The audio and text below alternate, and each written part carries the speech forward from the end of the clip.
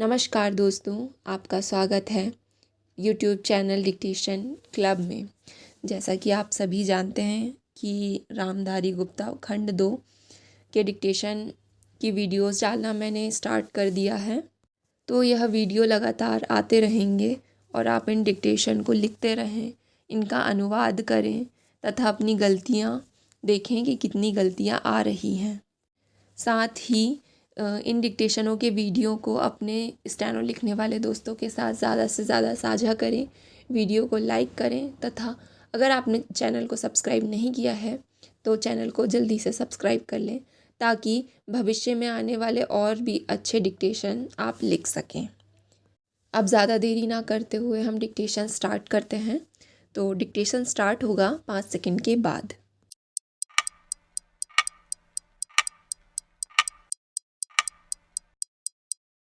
Start. आइए आज हम अपने विचारों को उस दिन तक ले जाएं जब हमने गणराज्य की घोषणा की थी। अपनी विकास की योजनाओं के संबंध में हमने वास्तव में काफ़ी प्रगति की है, परंतु क्या हम भारत के सब नागरिकों की दरिद्रता, अभाव तथा कष्ट से मुक्त करा पाए हैं? प्रकृति की शक्तियों को अपने अधीन करने और जनता के कल्याण के लिए उन्हें नियंत्रण में लाने की दिशा में भी हम आगे बढ़े हैं, किंतु हम यह नहीं भूल सकते कि कुछ महीने ही हुए हमें भारत के उत्तर पूर्वी प्रदेशों में भयानक बाढ़ का सामना करना पड़ा था, जिसके कारण यातायात के साधन छिन्न भिन्न हो गए और वहाँ की जनता को भारी हानि उठानी पड़ी। निसंदेह साक्षरता, प्रसार और रोगों के निराकरण के महत्वपूर्ण उपाय भी हमने सोचे हैं। यद्यपि अभी भी देश के बहुत से भागों में निरक्षरता और बीमारी पर्याप्त मात्रा में दिखाई देती है, जन कल्याण की योजनाओं को हम बराबर आगे बढ़ाते रहेंगे। यह हमारा दृढ़ संकल्प है, इसमें संदेह नहीं किया जा सकता। इन योजनाओं के पूरे होने के संबंध में जो प्रयास अब तक किया गया है, उससे भी हमें असंतुष्ट नहीं होना चाहिए।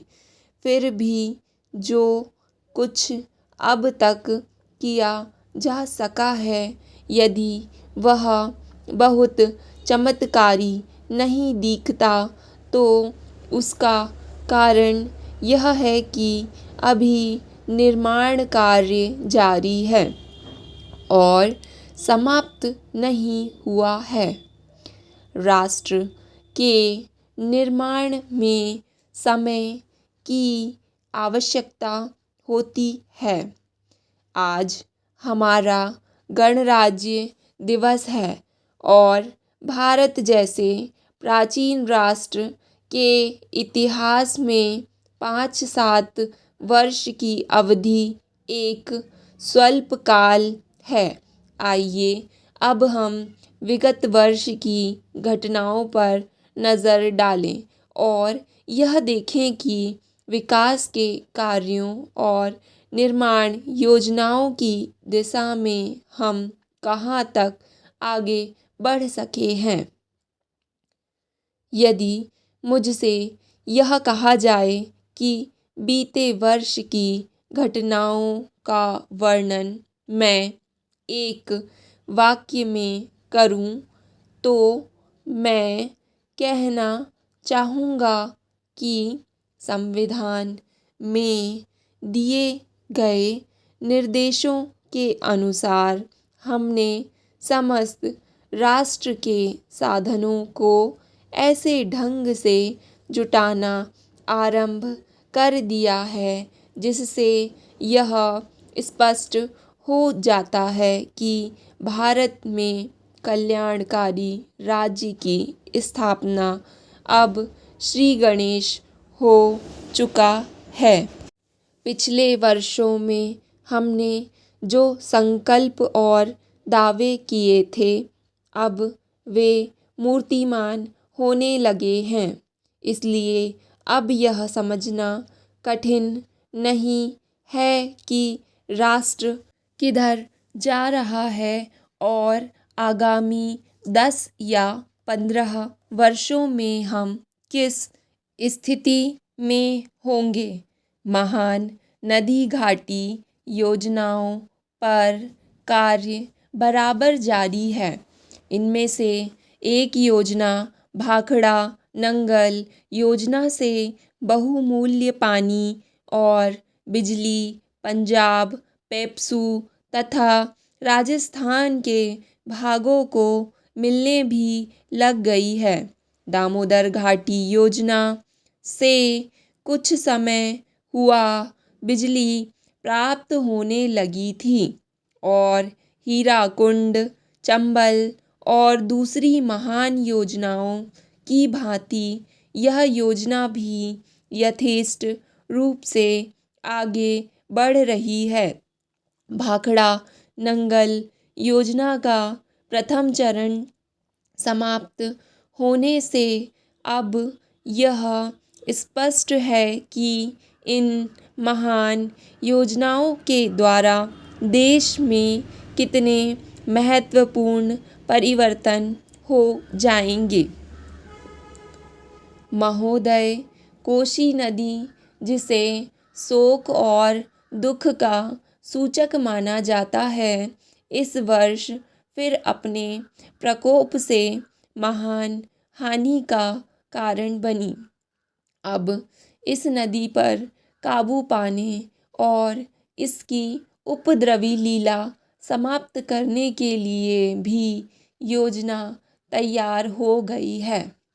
इस योजना की रूपरेखा तैयार हो चुकी है और निर्माण का काम हाथ में लिया जा चुका है। आशा है इस योजना के निर्माण से बड़े पैमाने पर जनसाधारण को सेवाएं उपलब्ध होंगी। जब यह नया परीक्षण सफल होगा तो महान योजनाओं के निर्माण में और भारत की महान जनशक्ति के उपयोग के संबंध में हमारी जानकारी और अनुभव में महत्वपूर्ण वृद्धि होगी। औद्योगिकीकरण के क्षेत्र में उन्नति, उत्पादन में और अधिक वृद्धि और भारत की प्रति व्यक्ति आय में वृद्धि विचाराधीन वर्ष की कुछ महत्वपूर्ण बातें हैं। औद्योगिकीकरण के साथ ही रोजगार के क्षेत्र को विस्तृत करने के प्रयत्न भी बराबर जारी हैं। कुटीर उद्योगों और घरेलू धंधों को प्रोत्साहन देकर औद्योगिकीकरण और रोजगार में समुचित संतुलन स्थापित करने का प्रयास किया जा रहा है। यह बात सभी स्वीकार करते हैं कि यदि भारत के जनसाधारण को उदासीनता और हार मानने की भावना से मुक्त करना है तो बढ़ती हुई बेरोजगारी को दूर करने का उपाय करना होगा। इस दिशा में घरेलू उद्योग धंधे बहुत से लोगों को आंशिक या पूर्ण उपयोगी काम देकर इस समस्या का बहुत कुछ समाधान कर सकते हैं। इसीलिए पंचवर्षीय योजनाओं में पुराने घरेलू उद्योगों को पुनर्जीवित करने और चालू कुटीर उद्योगों को प्रोत्साहन देने की व्यवस्था की जा रही है। विदेशी मामलों के क्षेत्र में हमारी सफलता और भी अधिक है। हमारी नीति, जिसे मैं सक्रिय और उद्देश्य तटस्थता की नीति कहना चाहूँगा, वास्तविक व्यवहार में किसी भी देश अथवा यहाँ के लोगों को अपना शत्रु ना समझने की नीति है। इस नीति के फलस्वरूप हमें विश्व शांति के पक्ष की कुछ सेवा करने का अवसर मिला है। हम प्रसन्न और आभारी हैं कि संसार के राष्ट्रों में भारत का स्थान इतना ऊंचा है। इंडोचीन निरीक्षण और नियंत्रण अंतर्राष्ट्रीय आयोग की अध्यक्षता हमने स्वेच्छा से स्वीकार की है और हमारे नागरिक यथासाध्य उस देश में शांतिपूर्ण निर्वाचन संबंधी समस्याओं का सामना कर रहे हैं। हम सभी राष्ट्रीय अथवा अंतर्राष्ट्रीय समस्याओं का निपटारा शांतिपूर्ण ढंग से चाहते हैं। मुझे बहुत प्रसन्नता है कि भारत में फ्रांसीसी बस्तियों की समस्या शांति और सद्भावना के वातावरण में सुलझ सकी है।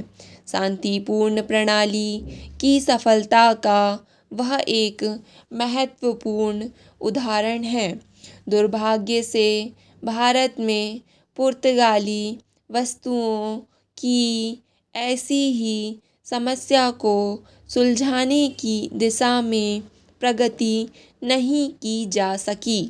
मैं आशा करता हूँ कि पुर्तगाल इन बस्तियों में रहने वाले लोगों के स्वाधीनता के अधिकार को स्वीकार करेगा और फ्रांस और ब्रिटेन की सरकारों का अनुसरण करेगा। जैसे ही यह वर्ष समाप्त हो रहा है, हम अपने सबसे निकट के पड़ोसी पाकिस्तान के साथ अपने संबंधों में अपने दुखद सुखद परिवर्तन देखते हैं। पाकिस्तान के लिए हमारे हृदय में सदैव से पूर्ण सद्भावना और शुभकामनाएं हैं। स्टॉप।